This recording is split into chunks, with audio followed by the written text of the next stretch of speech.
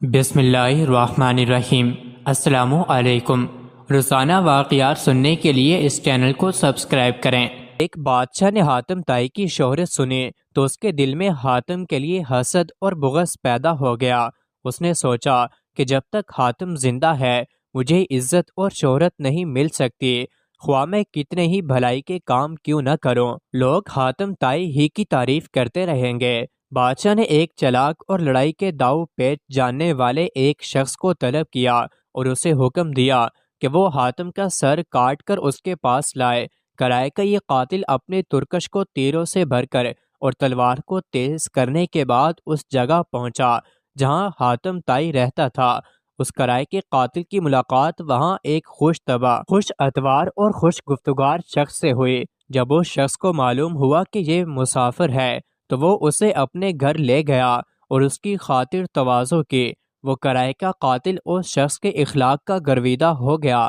اگلے دن جب وہ اسے رخصت ہونے لگا تو اس نیک شخص نے کہا کہ میرے پاس کچھ دن رہو اور مجھے اپنی خدمت کا موقع دو۔ اس کرائے کے قاتل کے دل میں اس شخص کے لیے عزت پیدا ہو چکی تھی۔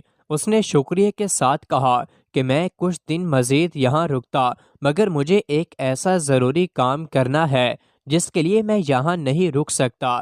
اس نیک شخص نے پوچھا کہ اگر تم مجھے بتانا گوارا کرو کہ تم کون سا ضروری کام کرنا چاہتے ہو تو ہو سکتا ہے کہ میں تمہاری کچھ مدد کر سکوں۔ اس کرائے کے قاتل نے نہایت رازداری سے کہا کہ مجھے میرے بادشاہ نے حاتم طائی کا سر لانے بھیجا ہے۔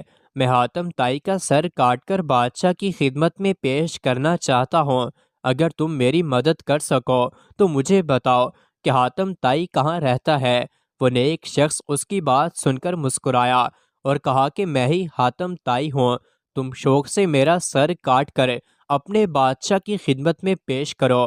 اگر تم نے یہ کام ابھی نہ کیا تو لوگ تمہیں ایسا کرنے نہیں دیں گے اور الٹا تمہیں نقصان پہنچائیں گے۔ حاتم طائی کی بات سن کر وہ شخص اسی وقت اس کے قدموں میں گر پڑا اور معافی مانگی اور کہا کہ میں نے ایک نیک شخص اور عظیم الشان سردار کو نقصان پہنچانے کا ارادہ کیا۔ پھر اس نے اپنی تلوار اور ترکش کے تیروں کو پھینک دیا اور یہ کہہ کر وہاں سے چلا گیا کہ اتنے عظیم شخص کو پھول مارنا بھی مجھے گوارا نہیں۔ جب وہ شخص بادشاہ کے پاس واپس پہنچا تو بادشاہ نے اس کی سرزنش کی۔ پھر جب اس شخص نے حاتم کی نیکی اور اس کے احسان کا ذکر کیا تو بادشاہ کے دل سے حسد اور بغض جاتا رہا اور بادشاہ نے کہا کہ حاتم واقعی تعریف کا حق رکھتا ہے۔ ویڈیوز کے لیے چینل کو ضرور سبسکرائب کریں۔